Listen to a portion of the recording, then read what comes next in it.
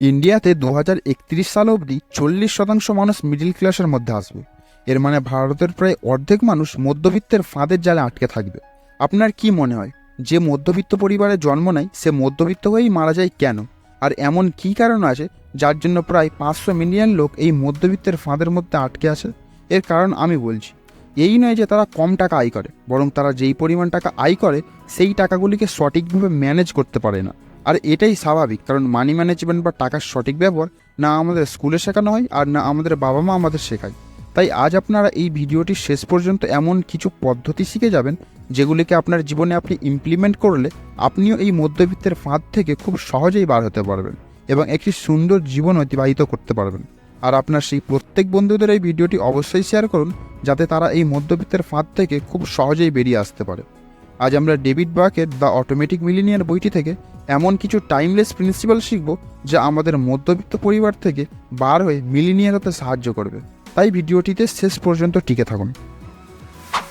David বাকের profession ছিল একজন financial adviser হিসাবে, এবং লেখক তার 20s থেকেই লোকেদের ফাইন্যান্সিয়াল অ্যাডভাইস দেওয়া শুরু করে দিয়েছেন।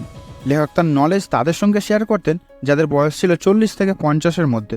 একদিন যখন ডেভিড বাক তার ক্যাবিনে বসেছিলেন, তখন তার এক স্টুডেন্ট বলেন যে আপনার ফাইন্যান্সিয়াল অ্যাডভাইসের প্রয়োজন। তখন লেখক বলেন, পরের দিন আপনার ওয়াইফের সঙ্গে আসুন। পরের দিন সেই স্টুডেন্ট তার ওয়াইফকে নিয়ে ডেভিডের সঙ্গে দেখা করেন।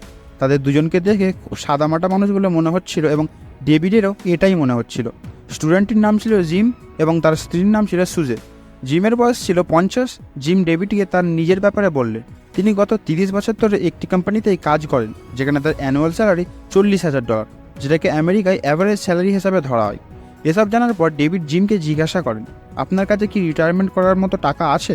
কেননা রিটায়ারমেন্ট করার জন্য অনেকটাই টাকার প্রয়োজন হয়। এরপর জিম তার স্ত্রীকে কিছু ডকুমেন্ট দেখাতে বলেন, যা ডেভিড দেখার পর জানতে পারেন জিম এবং তার স্ত্রীর ব্যাংকের মধ্যে $4 লাখ আছে এবং তাদের উপর কোনো লোন নেই। তাদের কাছে দুটি দামি বাড়িও আছে, যার মধ্যে একটিতে ওনারা থাকেন এবং আরেকটি রেন্টে দেওয়া আছে। এগুলো দেখে ডেভিড বলেন, এই সব তো ঠিক আছে, কিন্তু আপনার বাচ্চাদেরও তো খরচ আছে। যার জবাবে জিম বলেন ওনার ছেলে কলেজে পড়ে এবং সে তার খরচ নিজেই উঠিয়ে নেয়। এর মানে ওনাদের খরচা অনেক কম এবং ওনাদের ইনকাম একদম স্টেবল ছিল।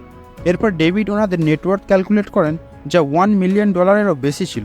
ডেভিড এই ক্যালকুলেশনটি করার পর অবাক হয়ে গিয়েছিল, কারণ এই অ্যাভারেজ স্যালারির মধ্যেও কীভাবে এই দম্পতি মিলিনিয়ার হয়ে গিয়েছেন। এরপর ডেভিড ভাবেন যে এনাদের শেখানোর বদলে আমার নিজের এদের থেকে শেখা উচিত, কারণ আমি যেগুলো বলে থাকি এরা সেই জিনিসগুলোকে প্র্যাকটিক্যালভাবে করেন। তাই ডেভিড যখন জিজ্ঞাসা করলো একজন অ্যাভারেজ স্যালারির মধ্যেও কেউ কীভাবে মিলিনিয়ার হতে পারে, এর উত্তরে সেই দম্পতি ডেভিডকে 5টি লেসন শেখান, যা এখন আপনারা শিখতে যাচ্ছেন। Number 1, pay yourself first. Jim আর সুজে একটি ফিক্সড অ্যামাউন্ট সেভ করার প্ল্যান তো করতেন, কিন্তু যখন বারবার সেটা করতে পারতেন না, তখন সুজে তার মাকে সব বললেন যে তারা প্রত্যেকবারই একটি ফিক্সড অ্যামাউন্টের বাজেট তৈরি করতেন সেভ করার জন্য, কিন্তু তা কখনো প্র্যাকটিক্যালি হয়ে ওঠে না। তখন সুজের মা তাকে পে ইউরসেলফ ফার্স্ট এই নিয়মটির ব্যাপারে বলেন।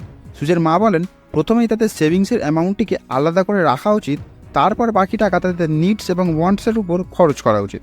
কেননা বাজেট তৈরি করে সেভ করা খুবই মুশকিল হয়ে যায়, because we are emotion beings. আর যখন আমাদের হাতে টাকা আসে তখন আমরা লজিক্যালি নয় বরং ইমোশনালি ডিসিশন নিই, আর যেখানেই আমরা ইমোশনালি ভাবি সেখানেই আমাদের খরচা হয়ে যায়। এই অ্যাডভাইসটির পর সুজে আর জিম পে ইউরসেলফ ফার্স্ট নিয়মটিকে চোখ বন্ধ করে ফলো করতে শুরু করেন, আর এই নিয়মটি তাদের অনেক বেশি কাজে লাগে। আই এম শিওর যে আমরা সবাই এই ভুলটা করে থাকি, যা মনে আসলো সেটার উপর খরচা করে ফেলি। ইএমআই আইফোন নিয়ে নিই, পুরো স্যালারি নাইকির এয়ার জর্ডানে উড়িয়ে ফেলি, ধার নিয়ে অপ্রয়োজনীয় জিনিসে খরচা করে ফেলি। আমরা এই ইম্পালসিভ ডিসিশন কেন নিই জানেন?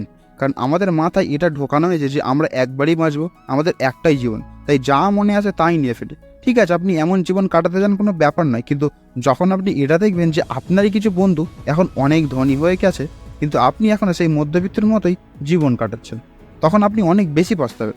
তাই এখনই সময় ইনভেস্ট করা শুরু করুন। জিম আর সুজে শুরুতে তাদের মাসের ইনকামের 4% দিয়েই তাদের রিটায়ারমেন্ট প্ল্যানিংয়ের জন্য টাকা ইনভেস্ট করা শুরু করে দিয়েছিল।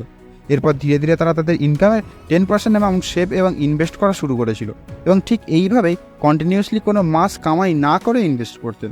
তাই আপনি ব্যবসা বা চাকরি যাই করেন না কেন, আপনার ইনকামের 10% এমন কোনো জায়গায় ইনভেস্ট করা শুরু করুন যেখানে রিস্ক কম এবং ঠিকঠাক রিটার্ন পেয়ে যাবেন। Number 2, put it on automatic. Jim আর সুজের জন্য ইনকামের 10% সেভ করা খুবই সহজ হয়ে গিয়েছিল, কারণ তারা যেই কোম্পানিতে কাজ করত সেই কোম্পানিরই রিটায়ারমেন্ট ফান্ডের মধ্যে তারা ইনভেস্ট করছিলেন, যার ফলে ওদের 10% অ্যামাউন্ট অটোমেটিকলি কেটে ইনভেস্ট হয়। তারপর বাকিটা স্যালারি হিসাবে ব্যাংকে আসতো। বেশিরভাগ লোক টাকা সেভ করতে পারে না কারণ এটাকে তার একটি অপশন বলে মনে করেন। আপনি যদি না জেনে থাকেন বলে দিই, এটার পেছনে একটি সাইকোলজিক্যাল কারণ থাকে। প্রত্যেকটি মানুষের তার উইলিংনেসের একটি ক্যাপাসিটি থাকে। এর মানে যখনই আপনি কোনো প্লেজারিং জিনিসকে করতে মানা করেন তখনই আপনার এই উইলিংনেস খরচ হয়। ঠিক এরকমই যখন আপনি টাকা সেভ করার কথা ভাবেন তখনও আপনার উইলিংনেস খরচ হয়। আর তাই আপনি যখনই কোনো নতুন হ্যাবিট শুরু করবেন এবং কোনো প্লেজারিং জিনিস করতে অস্বীকার করেন তখনই আপনার উইলিংনেস শেষ হয়ে যায়, যার ফলে সেভ এবং ইনভেস্ট করার জন্য উইলিংনেস বেঁচেই থাকে না। কিন্তু এর একটা সমাধান আছে। আপনার ব্যাংকে আপনি এমন সিস্টেম করতে পারেন যে আপনার মাসের আয় যখনই ব্যাংকে আসবে তখনই 10% কেটে অটোমেটিকলি ইনভেস্ট হয়ে যাবে। এর ফলে আপনার উইলিংনেসের কোনো প্রয়োজনই পড়বে না এবং প্রত্যেক মাসে আপনার একটা ফিক্সড অ্যামাউন্ট ইনভেস্ট অটোমেটিকলি হতে থাকবে। Number 3, the latte factor. আমেরিকাতে লোক রোজ তাদের দিন কফি থেকে শুরু করতেন, আর কফিতে রোজ $10 থেকে $20 খরচা করতেন। ঠিক সেরকমই যেমন ইন্ডিয়াতে লোক চা বা কফিতে খরচা করেন, তবে $10-20 নয়। দ্য লাটে ফ্যাক্টরের সোজাসুজি মানে হলো ফালতু খরচা। ফর এক্সাম্পল, আপনি কফি বাড়িতেই বানাতে পারেন, কিন্তু আপনি যদি রোজ স্টারবাক্স থেকে কফি খান তাহলে এটা ফালতু খরচা। সোজা পাশে আপনি রোজ এমন খরচা করে থাকেন যেগুলো না করলেও আপনার দিন ভালোভাবেই কেটে যাবে, যেমন স্মোকিং, ড্রিঙ্কিং, কফি, ফাস্টফুড, এগুলোকেই দ্য লাটে ফ্যাক্টর বলে। আমরা এটা বুঝতেও পারি না যে এই ছোট ছোট খরচ মাস শেষে একটা অনেক বড় অ্যামাউন্টে পরিণত হয়। ফর এক্সাম্পল, একজন যদি প্রত্যেক দিন $5 অর্থাৎ ভারতীয় $400 খরচ করে তাহলে সে এক বছরেই $1900 আর 40 বছরে প্রায় $1 মিলিয়ন ফালতু খরচা করে। এবার আপনি ভাবুন, যদি আপনি এই টাকাগুলিকে ফালতু খরচ না করে রিটায়ারমেন্টের জন্য ইনভেস্ট করতেন তাহলে আপনার কাছে এখন কত টাকা থাকতো। Number 4, fund your dream account. এখন আপনার মনে হয়তো একটি প্রশ্ন আসছে, ইনকামের 10-20% যদি প্রথমেই সরিয়ে দিই তাহলে আমার স্ট্যান্ডার্ড অফ লিভিং কমে যাবে, বা আমার ইচ্ছাগুলো কীভাবে পূরণ করব? এরও একটি সহজ সমাধান হচ্ছে আপনাকে আরও একটি অ্যাকাউন্টে সেভ করতে হবে যার নাম হবে ড্রিম অ্যাকাউন্ট। তাহলে আপনি আপনার রিটায়ারমেন্টের জন্য তো টাকা সেভ করছেনই এবং নিজের কিছু ইচ্ছা পূরণ করার জন্য টাকা সেভ করছেন। ফর এক্সাম্পল, আপনি যদি সুইজারল্যান্ডে ঘুরতে যেতে চান, কিংবা আপনি ব্যবসা শুরু করতে চান, অথবা একটা বাইকও কিনতে চান, এর জন্য আপনি লোন নেবার বদলে আপনার ড্রিম অ্যাকাউন্টে 10% সেভ করা শুরু করতে পারেন। তো ওভারঅল আপনি আপনার ইনকামের 30% সেভ করবেন, 20% রিটায়ারমেন্টের জন্য, আর 10% নিজের শখ পূরণ করার জন্য। প্রথম আপনার ড্রিম অ্যাকাউন্টের জন্য 10% সেভ করা খুব মুশকিল হবে, কিন্তু যখন আপনি একটু ধৈর্য ধরে কিছু টাকা জমানোর পর কোনো প্রকারের লোন বা ইএমআই ছাড়াই আপনার কোনো শখ ড্রিম অ্যাকাউন্টে সেভ করার টাকা থেকে পূরণ করবেন, তখন আপনার খুশির সীমানা থাকবে না, যেটাকে শব্দের দ্বারা বোঝানো প্রায় অসম্ভব। ধরুন, আপনি যদি আপনার চাকরি হারিয়ে ফেলেন আর আপনার ড্রিম অ্যাকাউন্টের মধ্যে 1 বছরের সেভিংস করা আছে, তাহলে আপনি ওই 1 বছরের মধ্যে আপনার নিজস্ব কোনো ব্যবসা শুরু করতে পারেন, কিংবা নতুন কোনো চাকরির জন্য অ্যাপ্লাইও করতে পারেন, অথবা কোনো সুন্দর ভ্যাকেশনেও যেতে পারেন, তাও আবার টাকার কোনো টেনশন ছাড়াই। Number 5, buy assets. জিম আর সুজের তাদের ভবিষ্যতের কোনো চিন্তার ব্যাপারই ছিল না, কারণ যা টাকা তারা তাদের রিটায়ারমেন্টের জন্য সেভ করেছেন তা তো তাদের কাছে আছেই। তাছাড়াও তাদের একটা এক্সট্রা ঘরও ছিল, যেখান থেকে প্রতি মাস তাদের একটি প্যাসিভ ইনকামও আসতো। পুরো পৃথিবীর মধ্যে সকল ফাইন্যান্সিয়াল অ্যাডভাইজার বলে থাকেন যে রিয়েল এস্টেট এবং ঘর one of the best investment, কারণ রিয়েল এস্টেট এবং ঘরের দাম সবসময় সময়ের সাথে সাথে বাড়তেই থাকে, আর এগুলোর থেকে আপনি একটি রেন্টাল ইনকামও পেতে থাকেন, যার ফলে যদি আপনার কোনো এক্সট্রা খরচের প্রয়োজন পড়ে তাহলে আপনাকে কোনো টেনশন করতে হবে না, কারণ আপনি এখান থেকেই সেটা টাকাটা পেয়ে যাবে। তাই সবসময় অ্যাসেটস বাই করতে ধ্যান দিন। আশা করছি এই ভিডিও থেকে নতুন কিছু শিখতে পেরেছেন এবং এই পদ্ধতিগুলি অবশ্যই প্র্যাকটিক্যালভাবে আপনার লাইফে ইমপ্লিমেন্ট করবেন, আর আপনি আপনার রিটায়ারমেন্টের জন্য টাকা জমিয়ে ফেলবেন। আপনি যদি এটা বুঝতে না পারেন যে আপনার রিটায়ারমেন্টের জন্য এক্স্যাক্ট কত টাকার প্রয়োজন, তাহলে এর জন্য কি একটা ভিডিও আনা যায় কমেন্ট করে জানান।